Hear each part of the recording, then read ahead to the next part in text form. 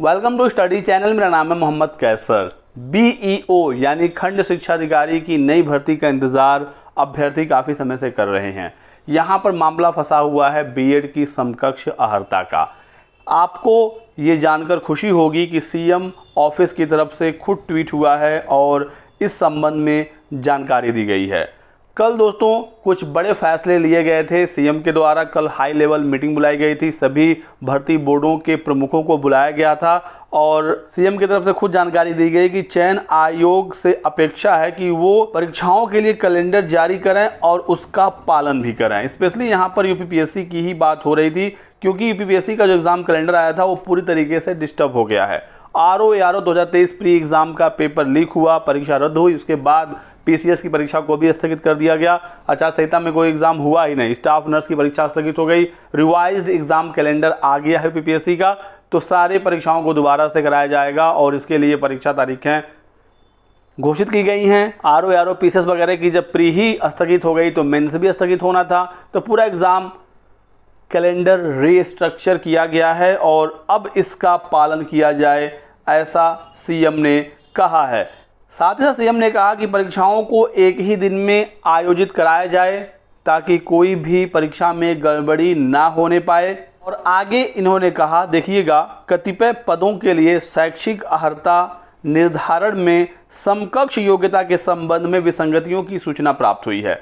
तो ये बीएड की समकक्ष अहर्ता मामले की ही बात हो रही है। तो ये जो समकक्ष अहर्ता है ये शासन स्तर पर काफ़ी लंबे समय से पेंडिंग है। खंड शिक्षा अधिकारी का अध्याचन यूपीपीएससी को प्राप्त है।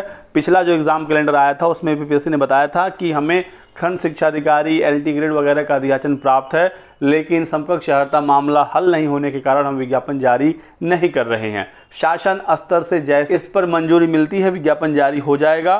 तो सीएम ने कहा कि संबंधित विभाग द्वारा प्रकरण का समाधान कर आयोग को सही जानकारी उपलब्ध कराई जाए ताकि ये विज्ञापन जल्द से जल्द जारी हो सके।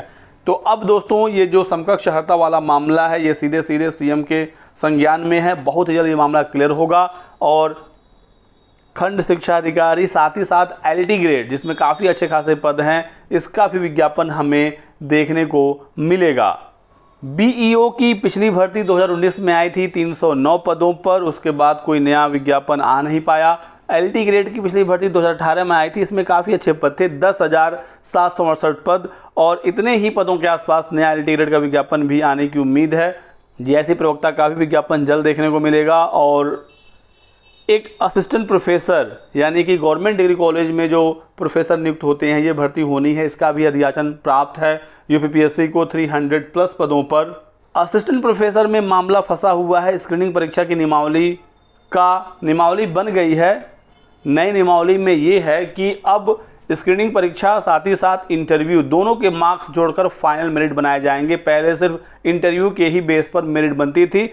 स्क्रीनिंग परीक्षा सिर्फ छंटनी के लिए होता था, लेकिन अब परीक्षा का 75% और इंटरव्यू का 25% जोड़कर फाइनल मेरिट बनाई जाएगी। लेकिन अभी इस नियमावली को भी मंजूरी शासन स्तर से नहीं मिली है, जिसकी वजह से असिस्टेंट प्रोफेसर वाला भी विज्ञापन फंसा हुआ है। तो बहुत ही जल्द ये मामले क्लियर होंगे और चुनावी झटके वाले राज्यों में खटाखट खुली हैं नौकरियां। जिन राज्यों में बीजेपी को झटका लगा है वहां पर लगातार भर्तियां देखने को मिल रही हैं। बिहार हरियाणा में 96,000 पदों का ऐलान हो गया है और उत्तर प्रदेश से भी खबर आ रही है कि 2 लाख रिक्त पदों की जानकारी सीएम को मिली है और इसे भरने का भी निर्देश दिया जा चुका है।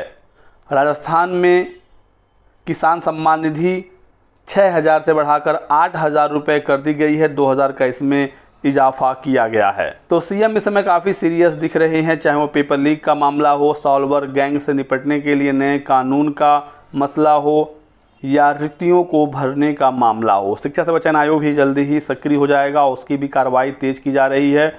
और देख सकते हैं सीएम ने निर्देश दिया है कि अब एक ही एजेंसी नहीं कराएगी पूरी परीक्षा, अलग अलग काम के लिए अलग अलग एजेंसियों को जिम्मेदारी दी जाएगी। योगी ने कहा कि पेपर सेट करने की प्रक्रिया, उनकी छपाई कोषागार तक पहुंचाने, कोषागार से परीक्षा केंद्र तक पहुंचाने, परीक्षा केंद्र की व्यवस्था, परीक्षा के बाद ओएमआर आयोग तक पहुंचाने, ओएमआर की स्कैनिंग, परिणाम तैयार करने सहित पूरी व्यवस्था में व्यापक सुधार की आवश्यकता है।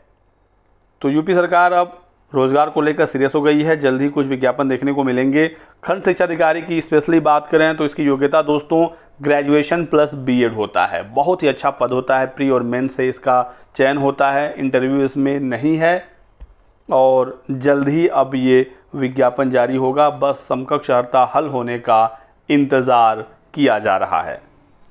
सीएम ने रिक्त पदों पर चयन प्रक्रिया तेज करने के लिए अफसरों के साथ बैठक की, पारदर्शिता के लिए कड़े निर्देश दिए, कहा अराजक गतिविधियां कतई स्वीकार नहीं की जाएंगी। तो ये कुछ इंपॉर्टेंट अपडेट निकल कर आई है दोस्तों आज की वीडियो से। वीडियो में कुछ ही पसंद आया तो लाइक और शेयर करिएगा, चैनल को सब्सक्राइब कर लें और हमारे साथ बने रहें। Thanks for watching.